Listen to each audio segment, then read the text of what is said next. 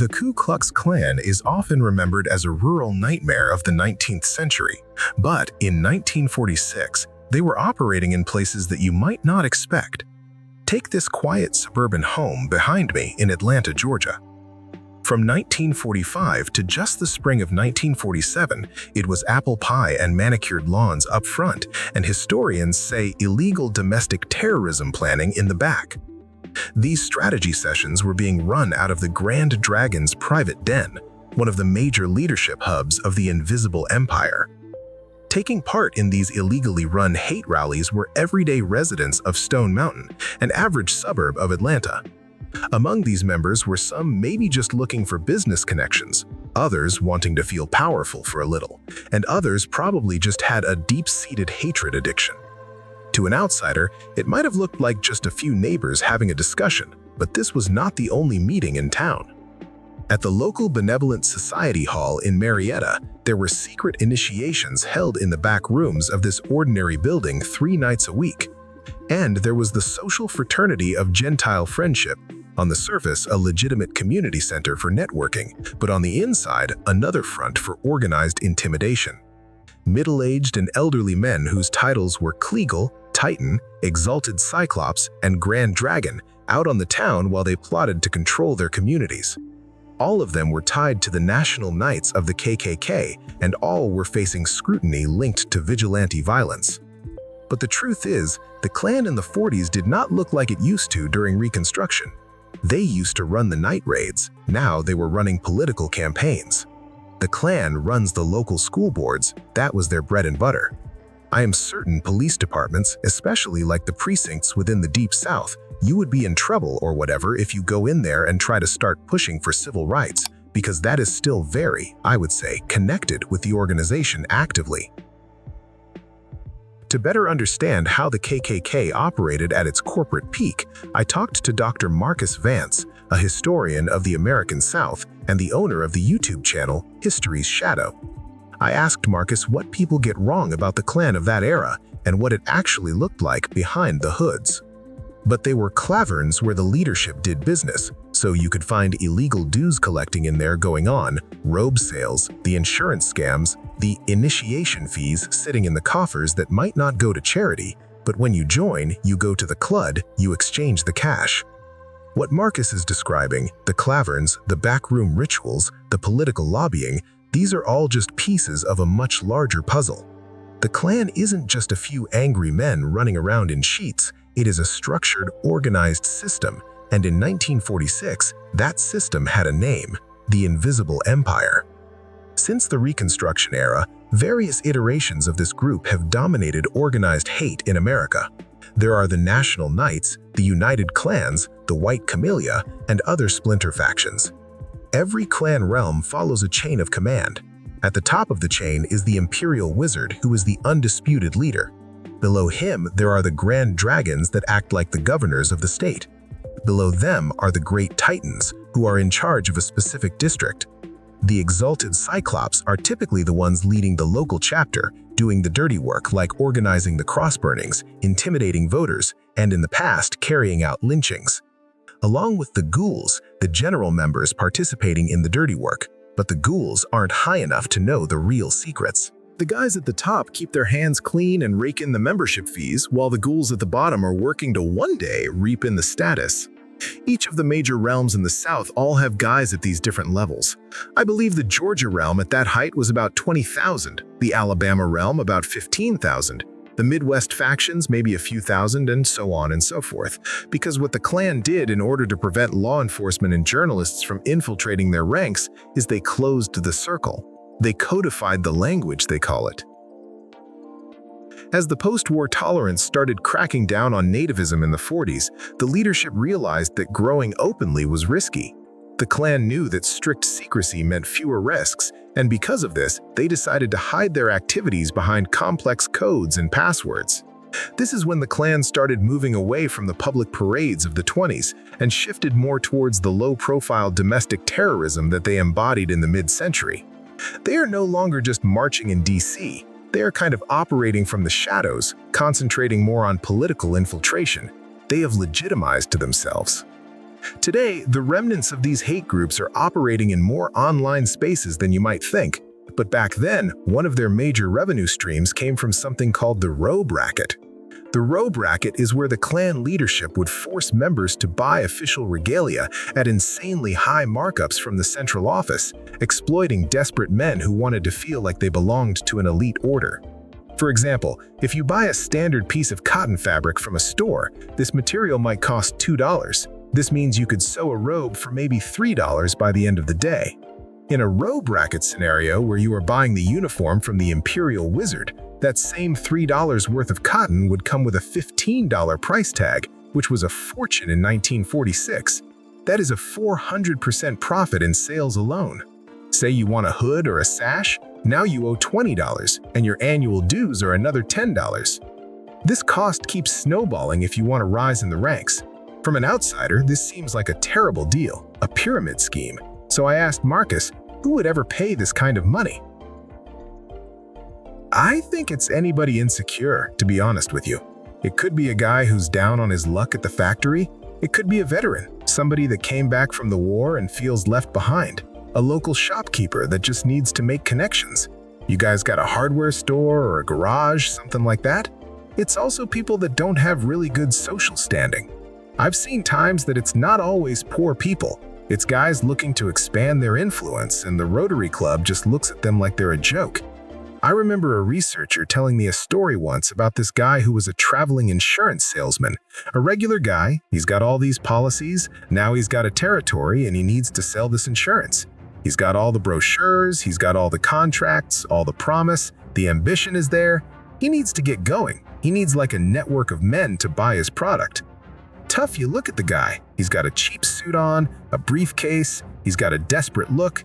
He walks into a country club with his heavy rural accent and he's like, all right, listen, I got an insurance plan, I got all these benefits, this is my pitch, I need clients. These society suits just looked at him like he had 3 screws missing, but he's a legitimate salesman just looking for some help to start a career. So what did he do? He got denied by the polite society and he went to the Klan guys. The Klan guys knew who he was, knew what he was about, knew what he was going to do, and sold him a membership and a list of contacts. So it is not technically someone that is always hateful. It could be somebody that wants to expand, wants to belong, and maybe isn't afforded the traditional route of joining the Chamber of Commerce. But not everyone joining the Klan was looking to sell insurance. A lot of times that membership was just the first step, because one of the Klan's most dangerous adversaries was about to be a man named Stetson Kennedy. The backbone of the resistance has been and always will be intelligence gathering. When it comes to espionage, one of the most common methods that Kennedy used to break the Klan was stealing their high-level passwords and secret rituals from the claverns, the meeting halls, and different rallies. These codes are never advertised publicly. They are run through word of mouth and personal whispers. They are done very discreetly and run out of what seems like legit meetings, but oftentimes they were not discreet enough. Stetson Kennedy, meanwhile, realized he couldn't get the police to arrest the Klan because the police were the Klan. This was not a backyard dispute. This was a highly structured, highly insulated criminal enterprise run by people who believed they were the law. A year-long infiltration by Kennedy led to a treasure trove of secrets being gathered on this illegal operation. All the secrets were either direct passwords of the Grand Dragon or were the silly titles they used for themselves. The head of this specific Georgia branch was known as Dr. Samuel Green, or otherwise known as the Grand Dragon. Below Green, though, was a whole list of other Cluds, Kleegraps, and Nighthawks, all caught in the absurdity. These rituals, held in the back of legitimate businesses in Atlanta, were highly structured, where the Dragon delegated to the Titans, who then delegated to the Terrors, who then delegated to the hosts running the meetings.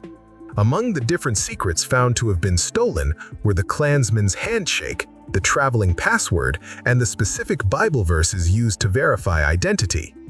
Kennedy was able to rake in over dozens of secret code words from these backroom meetings, but he couldn't publish them in the local paper. The local paper was too scared. You think about where this infiltrated into local media and to appointed and elected officials. Kennedy needed a medium that didn't care about the local politics of Georgia. He found the producers of the radio serial, The Adventures of Superman. The Superman radio show was looking for a new villain after the war ended. They had beaten the Nazis and needed a new foe.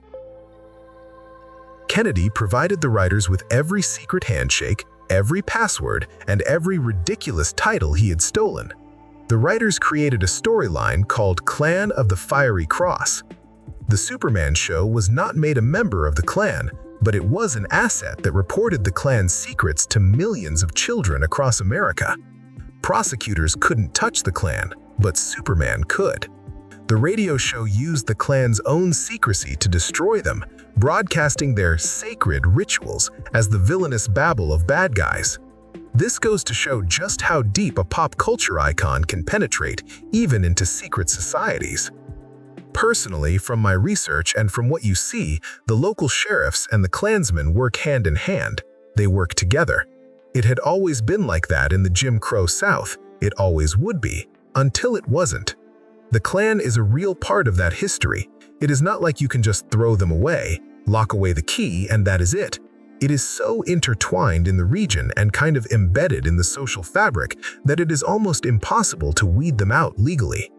It is unfortunately relatively common for law enforcement officers and elected officials to take support from the Klan, so that these government agencies will let the Klan operate without any issues.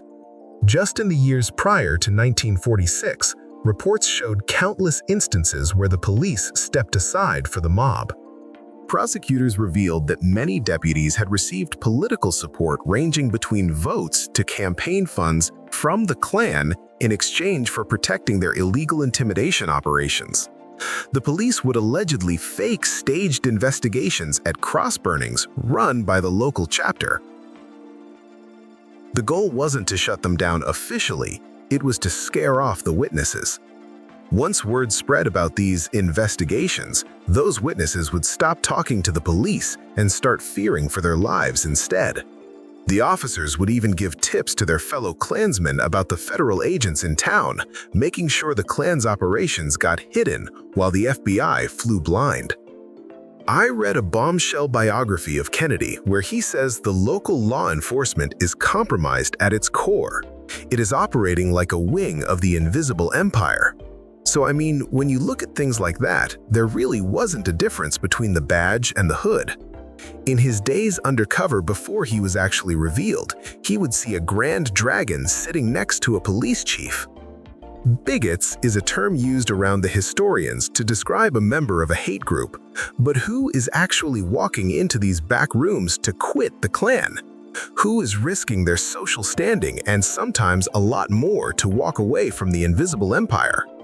Well, one of the reasons comes down to embarrassment. Let's say you were a neighborhood father. You don't have money to join the country club, or even the Elks Lodge doesn't have a spot for you. You have to go all the way to the Clavern.